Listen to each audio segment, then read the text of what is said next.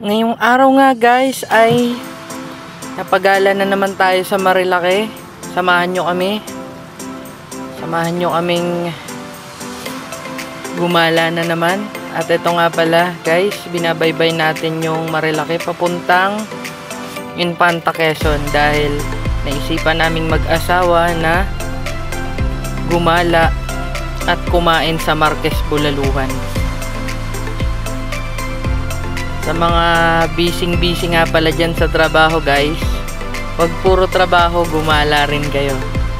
Kita nyo naman kung gaano kaganda yung tanawin sa kahabaan ng Marilaki.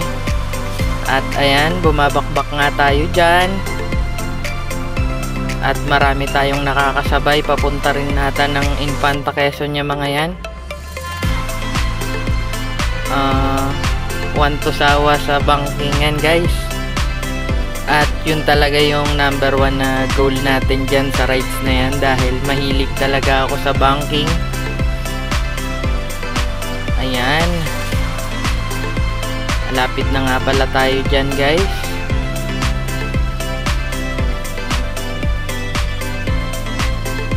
Ayun.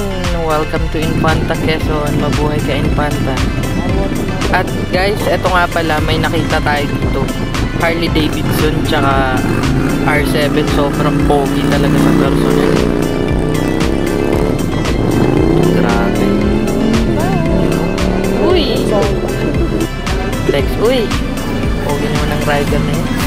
At siya nga pala guys, andyan na tayo sa loob ng Marquez Bulaluhan. Hindi makukumpleto ang ating Infanta Quezon ride kung hindi tayo makakakain dito. Dahil medyo may ano lang kami doon sa Jarrell Speed, kaya mas pinili natin dito sa Marquez. Yan na nga, pasabaw na tayo ngayon. Uy! Puntuhan ng mga kabulastugan. Yan nga pala yung aking asawa. Yan. Nag-aagawan pa sa pagkain. Ang in-order nga pala namin dyan guys is sisig solid, yung sisig nila.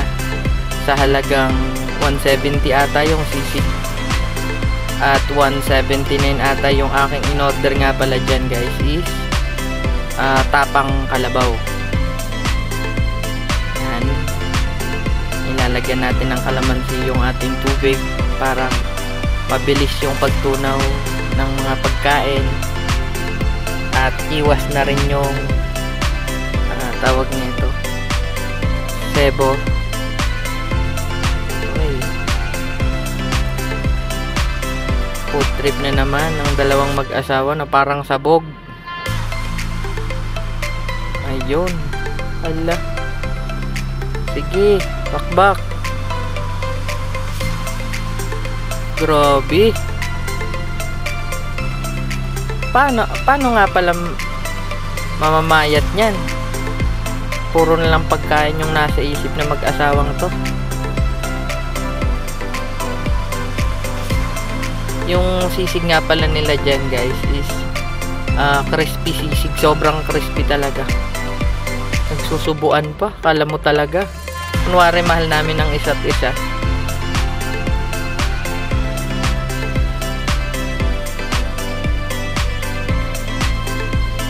Nung pagpunta nga pala namin dyan guys is araw ng linggo. Sobrang dami ng rider. Bali, nag-antay din kami dyan sa aming order ng almost 40 minutes. Kasi sa sobrang dami talaga ng rider. Ang kinaganda lang dyan is kahit sobrang tagal ng pag-aantay, ang sarap talaga ng pagkain nila. Highly recommended yung pagkain ng Marquez Bulaluhan.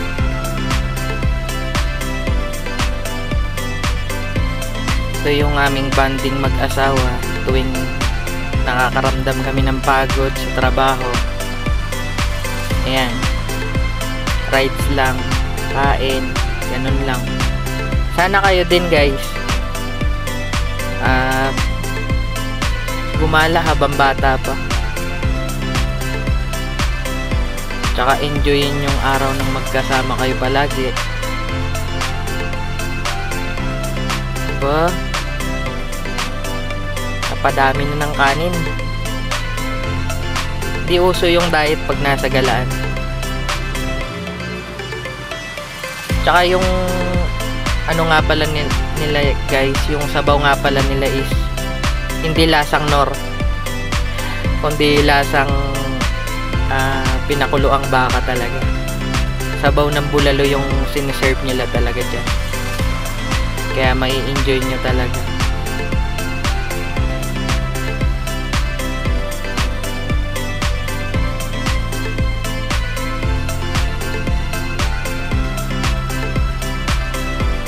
Oops. Ayan nga pala, pabalik na tayo ng pagkatapos kumain is pabalik na agad. Nan talaga. Hindi nga pala tayo maka-overtake dyan sa Ford Ranger mga kaibigan, dahil kung gaano kabilis yung patakbo ko, mabilis din patakbo nila. Ayan, ilang beses natin in-attempt mag-overtake dyan. Nakaka-enjoy talaga yung tanawin, nature ride sa kahabaan ng Marilaki na yan.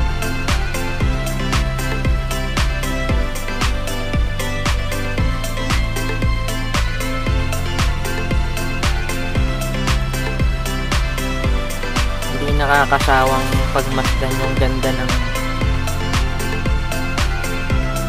lugar sa Marilaki. Grabe talaga.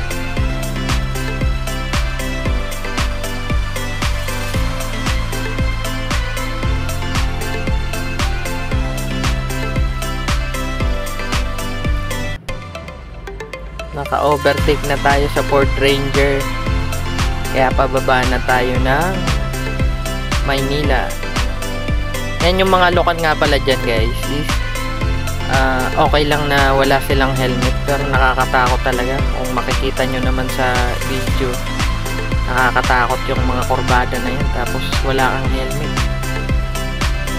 Naikupo talaga pagka gumulong. Nadaan nga pala natin dyan guys is yung malaking ano ng Santa Maria, Laguna. Naway nag-enjoy kayo sa ating vlog ngayon mga kaibigan.